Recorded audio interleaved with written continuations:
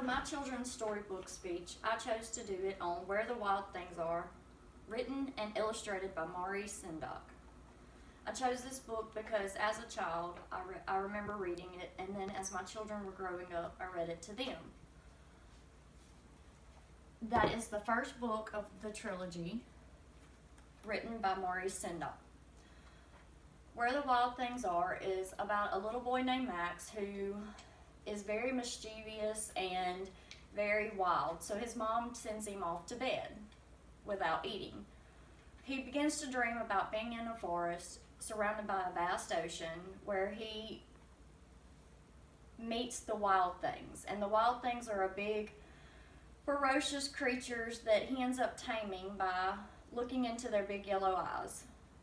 They make him his king, they make him their king, and then they have this big wild rumpus party.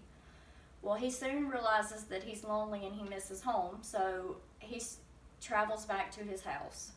Well, he begins to smell food, and then he wakes up, and when he wakes up he sees that there is a plate of food sitting there that's still warm that his mother had left for him. According to Julie von Bergen, in January of 2005, on an article sent on Maurice Sendak from ebcohost.com, Maurice Sendak was born on June 10, 1928, by Polish parents Philip and Sarah Sendak. He was very sickly growing up, so he had to stay indoors a lot, and he had to watch the children play outside in the streets through his window, so he would draw them sometimes. As a teen, he worked at All American Comics, drawing backgrounds for cartoons and other comics.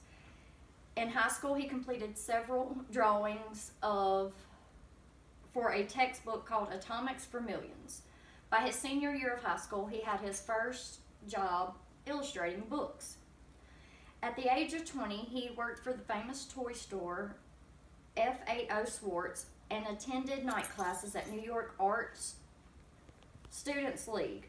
In 1950, he met Ursula Nordstrom, a children's book editor at Harper and Brothers, who offered him his first job as illustrating The Wonderful Farm by Marcel Aimé at the age of 23. One of his most satisfying illustrations was for A Hole is to Dig by Ruth Cross in 1952.